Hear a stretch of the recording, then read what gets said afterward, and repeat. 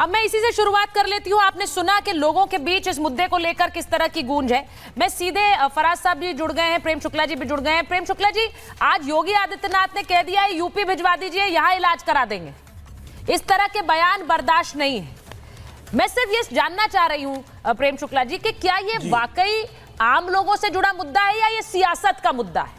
क्योंकि एक व्यक्ति यहाँ ये भी कह रहे थे, आपने सुना जो आखिर में बोले, उन्होंने कहा सब पॉलिटिक्स कर रहे हैं, आम लोगों को क्या मतलब?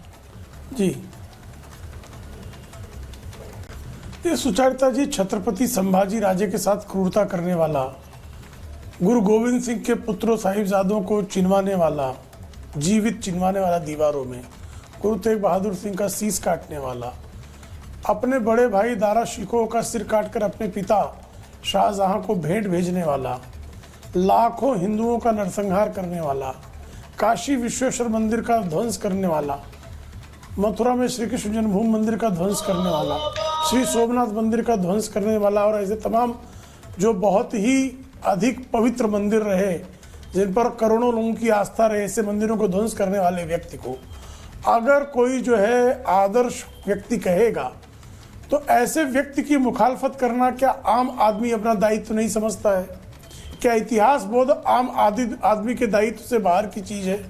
क्या अपने पुरखों के प्रति गौरव करना यह आम आदमी का दायित्व नहीं है? किसी भी राष्ट्र का निर्माण अपने इतिहास बोध के ऊपर जो है निर्भर करता है। ऐसे में आम आदमी सिर्फ दाल रोटी के चक्कर में पड़ा रहता है, उसके अलावा उसको और किसी चीज़ से लेन देन नहीं है। यह विमर्श खड़े करने का प्रयास कुछ लोग कर सकते हैं, लेकिन यह सत्य नहीं है। और जिन लोगों ने औरंगजेब जैसे नर पिशाच को उसका उदात्तीकरण करने का कुकर्म किया है, उनके विरुद्ध इस देश की आम जनता खड़ी है। आप ही ने जो बातें, जिन लोगों से बातें की, उनमें से अधिकांश लोगों ने जो है औरंगजेब के उदात्तीकरण करने वालों का विरोध किया। इसका सीधा सा यह संदेश है कि आम आदमी गजनी, गोरी, तुगलक, तैमूर, नादिर शाह, औरंगजेब जैसे क्रूर कर्माओं को अस्वीकार करता है।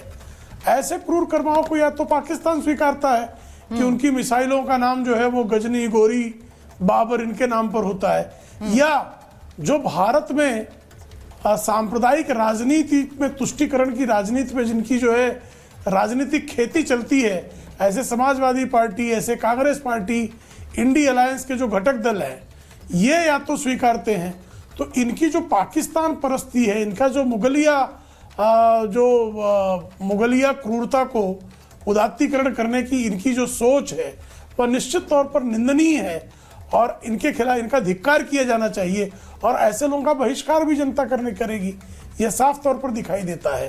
तो ऐसे धिक्कार लोगों का मैं एक बार जरा मैं फराज साहब से इस पर पूछना चाह रही हूँ, क्योंकि योगी आदित्यनाथ ने आज जो कहा कि इलाज कर देंगे, यूपी भेज दीजिए, अखिलेश यादव अभी तक फराज साहब कुछ नहीं बोले अबू आजमी के बयान पर, लेकिन जब उनका निलंबन हुआ है तब उन्होंने कहा कि सच ऐसे ही थोड़े ही दब जाता है। यानी जो अबू आजमी कह रहे हैं वो सच है क्या? पहली बात। दूसरी बात, निलंबन पर तो इतना नाराज हुए, लेकिन औरंगजेब वाली बात पर नहीं। देखिए सुचरिता जी, हमारी पार्टी का और मेरा एक क्लियर कट मानना है कि अगर सुचरिता जी के इमोशंस मेरी एक किसी बात से हर्ट होते हैं तो उस बात से बचना चाहिए। ठीक है। वैसे ही इस देश के करोड़ों हिंदू भाइयों के इमोशंस, उनके सेंटिमेंट्स अगर औरंगजेब का नाम लेने से हर्ट होते हैं तो उससे बचना चाहिए, क्योंकि औरंगजेब हमारे हीरो नहीं है, ना हमारे देश के हीरो हैं, ना हमारी पार्टी के हीरो हैं। हमारे हीरो हमारे नेताजी थे, श्रद्धेय नेताजी। हमारे हीरो डॉक्टर लोहिया थे, बाबा साहब डॉक्टर भीमराव अंबेडकर थे और मोहनदास करमचंद गांधी थे। रही बात अबू आसिम साहब की, देखिए इसमें कोई दो राय नहीं है कि अबू आसिम साहब हमारे बड़े नेता हैं, लेकिन उन्होंने अपने बयान पर खेद जताया है। और जब क्योंकि उन्होंने अपने बयान पर खेद जता दिया है सुचरिता जी, तो फिर उस पर अब कोई खेद नहीं जताया है। फराज साहब, मैं जरा अपडेट कर देती हूँ इस बात को, सुन लीजिए। नहीं, मैं एक बार जरा ब्रेकिंग भी चलाइए। अबू आजमी साहब क्या कह रहे हैं जरा सुन लीजिए। अबू आजमी ने क्या कहा है? आपने कहा खेद जताया है, वो ये कह रहे हैं मैंने कुछ गलत नहीं कहा है, सदन सही से चले इसीलिए मैंने बयान वापस ले लिया है। ये आप सुन लीजिए, फिर भी मेरे ऊपर एक्शन हुआ है। अबू आजमी जिन्होंने औरंगजेब को महान बताया था वो कह रहे मैंने कुछ गलत नहीं कहा, जो इतिहास में दर्ज है मैं तो वो बोल रहा हूं और सदन सही से चले इसलिए मैंने बयान वापस लिया है। तो खेद नहीं जताया है सर, ये मैं फिर से क्लैरिफाई कर दूं, खेद नहीं जताया है। फराज साहब को लीजिए जरा स्क्रीन पे। फराज साहब खेद नहीं जताया है उन्होंने, वो कह रहे मैंने तो सही बोला था।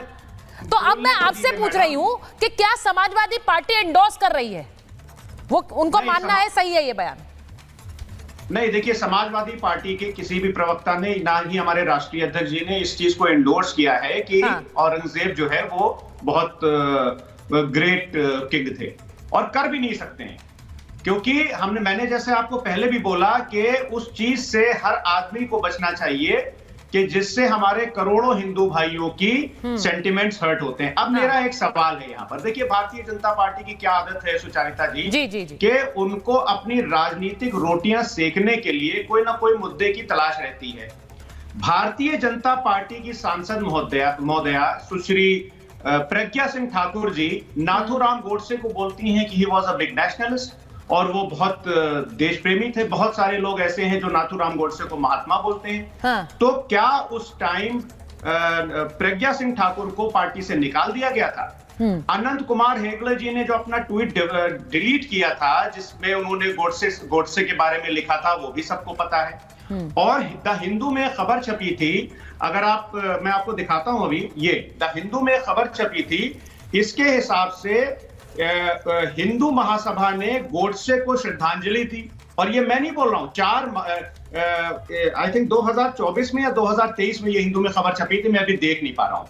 अनिल विज साहब बोलते हैं, भारतीय जनता पार्टी के बड़े नेता हैं, कि इस देश में खादी की दुर्गति इसलिए हुई कि उसका नाम गांधी जी से एसोसिएट कर दिया गया।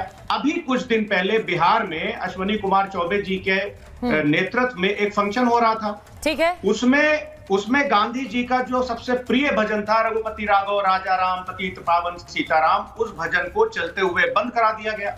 तो एक विचारधारा इस देश में सुचारिता जी वो भी है जो नाथूराम गोडसे को महात्मा बोलती है, और नाथूराम गोडसे, ठीक है, मैं आपका सवाल प्रेम शुक्ला जी के पास ना जाके हर्षवर्धन जी के पास लेती हूँ, क्योंकि मैं जरा प्रेम जी आपके पास आ रही हूँ, क्योंकि उन्होंने सवाल आपकी पार्टी से जुड़ा, या तो फिर पहले आप ही इस पर जवाब दे दीजिए। वो कह रहे हैं विचारधाराएं अलग हो सकती है पार्टी में रहते हुए भी। अब अबू आजमी की विचारधारा अलग है, वो कुछ सोचते हैं, वो औरंगजेब को महान मानते हैं, उनको लगता है वो अमन पसंद था।